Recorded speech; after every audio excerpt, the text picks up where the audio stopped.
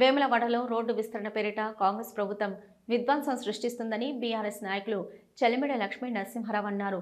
వేములవాడ రాజన్న ఆలయం ముందు నుంచి తిప్పాపురం వరకు జరుగుతున్న రోడ్డు విస్తరణ పనులను మంగళవారం బీఆర్ఎస్ నాయకులతో కలిసి పరిశీలించారు. ఈ సందర్భంగా ఆయన మాట్లాడుతూ ప్రజాప్రభుత్వంలో కక్షపూరితంగా నెల రోజుల నుంచి వేములవాడలో విధ్వంసం సృష్టిస్తున్నారని, వేములవాడలో జరిగే పనులన్నీ ఎమ్మెల్యే ఆది శ్రీనివాస్కు తెలియకుండానే జరుగుతున్నాయని ప్రశ్నించారు. నెల రోజులుగా విస్తరణ పనులు కొనసాగుతున్నా ఒక్క తట్టడి మట్టి కూడా ఎత్తిపోయలేదని ఎద్దేవా చేశారు. అలాగే తిప్పాపురంలో అర్ధరాత్రి బుల్డోజర్లతో వచ్చి భవన యజమానులకు సమయం ఇవ్వకుండా తెల్లారేసరికి ఖాళీ చేయాలని పోలీసుల పహారాలో బెదిరించి కూల్చగొట్టాల్సిన అవసరం ఏమొచ్చిందన్నారు. రాష్ట్రంలో ప్రజాప్రభుత్వం కొనసాగడం లేదని, ప్రజా వ్యతిరేక పాలన కొనసాగుతుందని ఆరోపించారు. వేములవాడ నియోజకవర్గంలో రాచరికపు పాలన కొనసాగుతుందని, నిరాశ్రయుల ప్రశ్నలకు ఎమ్మెల్యే సమాధానం చెప్పాలని డిమాండ్ చేశారు. రోడ్డు విస్తరణ బాధితులకు తాము ఎల్లవెల్లలా అందుబాటులో ఉండి వారి పక్షాన పోరాటం చేస్తామని తెలిపారు. ఈ సందర్భంగా పలువురు బాధితులు తమకు నష్టపరిహారం ఇవ్వకుండానే భవనాలు కూల్చివేశారని ఆవేదన వ్యక్తం చేశారు.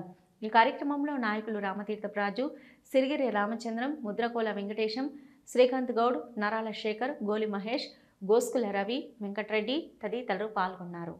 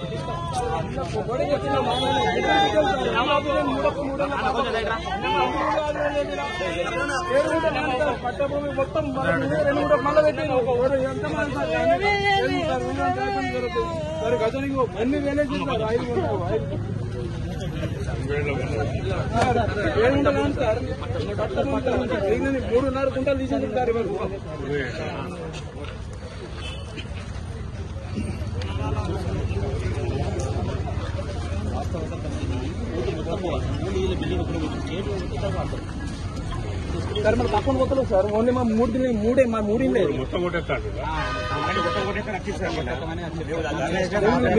బోర్డింగ్ ఎక్కింది,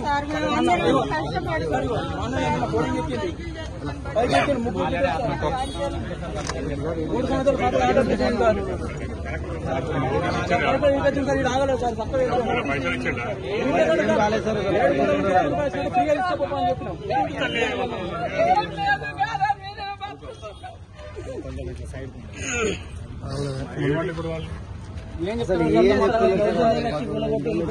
ఇక్కడున్న నిర్వసితులందరూ కూడా పోయి ఎమ్మెల్యే గారిని అడిగినారు, సార్ మాకు ఒక్క రోజు 2 రోజులు టైం ఇవ్వండి, టైం ఇస్తే మా సామాన్లని మేము తీసుకుంటాము, మాకు కాంపెన్సేషన్ అందరికీ రాలేదు, నోటీస్ ఇచ్చిన 15వ రోజే మీరు గులగొట్టుడు ఎందుకు, ఇది మీ కార్యక్రమం గుడి అభివృద్ధి ఇప్పటివరకు పనే మొదలు కాలేదు, ఇంత అర్జెంట్ అయిందని చెప్తే నా చేతిలో ఏం లేదు, అది జరుగుతుంది అని వారు టైం ఇవ్వకుండా, వారి సామాన్లు తీసుకోకుండా మరి చాలా వారు దౌర్జన్యపూరితంగా మరి ఇలా గవర్నమెంట్ ఏజెన్సీస్ ఇలా గూలగొట్టడం జరిగింది. మీ అందరికీ కూడా తెలుసు. వారు గూలగొట్టిన తర్వాత 1 నెల రోజులైంది. పోయిన నెల 16 అంటే ఇలా 15, 1 నెల రోజులు అయింది.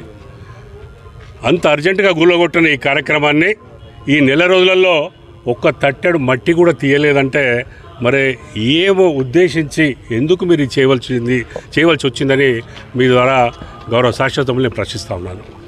ఇలా 1 గంట 2 గంటలు ఒక రోజు అయినప్పుడు నెల రోజుల్లో మీరు ఏం చేయకపోతే వీళ్ళ భయభ్రాంతులు చేస్తుండ్రా?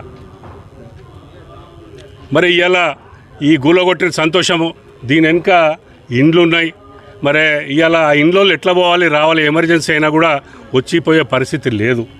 మరే మీరు కక్ష సాధింపు కాకపోతే దేనికోసం ఈ చర్య చేపడతలేరు, మీరు ఈ క్లీనింగ్ ఎందుకు చేపడతలేరు మేము పెద్దవాళ్ళని ప్రశ్నిస్తున్నాం.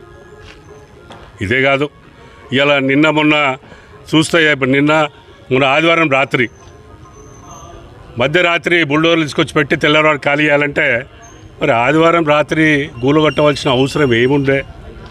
ఎవరైనా హార్ట్ వీక్ ఉండి ఆ టెన్షన్కి చచ్చిపోతే బాధ్యులు ఎవరు? వారికి నోటీసులు ఇవ్వలేదు, ఏ మాత్రం కాంపెన్సేషన్ ఇవ్వలేదు. మరి ఇంత ఎమర్జెన్సీ ఏంది? ఇలా రెండో బ్రిడ్జు మీరు కొన్ని నెలలు అయింది, ఇవాళ మీరు కొన్ని నెలలు అయినా కూడా దాని కొబ్బరికాయ కొట్టి కొన్ని నెలలు అయినా కూడా ఇప్పటివరకు రెండో మూడో స్పాన్స్ కావాలి, ఒక్క మరి తట్టెడు మట్టి కూడా తీయలేదు. ఇలా ఆ పక్క ఈ పక్క అంత ఎమర్జెన్సీ ఇవ్వాల్సిన అవసరం ఏముంది? మీరే చెప్పిండ్రు వర్షాకాలం పని కొనసాగదు, కొన్ని నెలల తర్వాత మేము ఈ కార్యక్రమం చేపడతా ఉన్నప్పుడు ఈ ఎమర్జెన్సీ పని ఎందుకు ఇంత ఎమర్జెన్సీ ఆతృతంగా ఎందుకు చేస్తున్నారని నేను మీ ద్వారా వారిని ప్రశ్నిస్తూ ఉన్నాను. ప్రజాస్వామ్యంలో ఎన్నుకోబడ్డ నాయకుడు ఇలా వారే చెప్పినారు గుడి జూన్ 15కు మూసేస్తారు అంటే విపరీతంగా భక్తులు దర్శనం చేసుకొని పోవడం జరిగింది. మళ్ళీ వారే చెప్పడం జరిగింది మేము అట్లా అనలేదు అని. శ్రీనివాస్ గారికి ఇవాళ ఆదివారం రాత్రి తెల్లవారు గుళ్ళు కొడతారనేది కూడా మేము చెప్పలేదు, మాకు తెలియదు అంటే మరి ప్రజాస్వామ్యంలో ఎన్నుకోబడ్డ మీరు మరి మళ్ళొకసారి 5 ఏళ్ళ తర్వాత ప్రజలకు పోయి జవాబుదారీతనం చెప్పవలసిన బాధ్యత ఈ ప్రజాస్వామ్యంలో ఉంది. ఇది ప్రజాస్వామ్యంలో రాజరిక పాలన అని వారిని ప్రశ్నిస్తూ ఉన్నాను. ఎందుకంటే ప్రజాస్వామ్యంలో స్వేచ్ఛ ఉంటుంది. మరి ఎవరైతే కోల్పోతుండ్రో వారు మాకు కాంపెన్సేషన్ లేదని ఒక పెద్ద మనిషి వారు ఏడుస్తూ ఉండి అన్నా సీనన్న నేను నీకు బొట్టు పెట్టినా నీకు ఇది దండేసినా నేను గెలిపిస్తే నువ్వు నా ఇల్లు కొడతావు అని కూడా ఏడిచింది. చాలా బాధ మరి వర్ణాతీతం ఎట్లుందని మీరు అందరూ కూడా చూసినప్పుడు మీరు టీవీలలో చూసినాం. అందుకని ఇవాళ నేను డిమాండ్ ఒకటే చేస్తూ ఉన్నాను. డిమాండ్ ఏంటంటే ఇవాళ తక్షణమే మీరు ఏ స్పీడ్తోనైతే ఇది గులగొట్టినరో ఈ మట్టి అంతా తీయాలి. మరి మీరు చేపట్టిన ఈ కార్యక్రమానికి మరి నిర్వస్తులను పిలవాలి, మరి పిలిచి వారికి తగిన మరి కాంపెన్సేషన్ ఇవ్వాలని నేను డిమాండ్ చేస్తూ ఉన్నాను.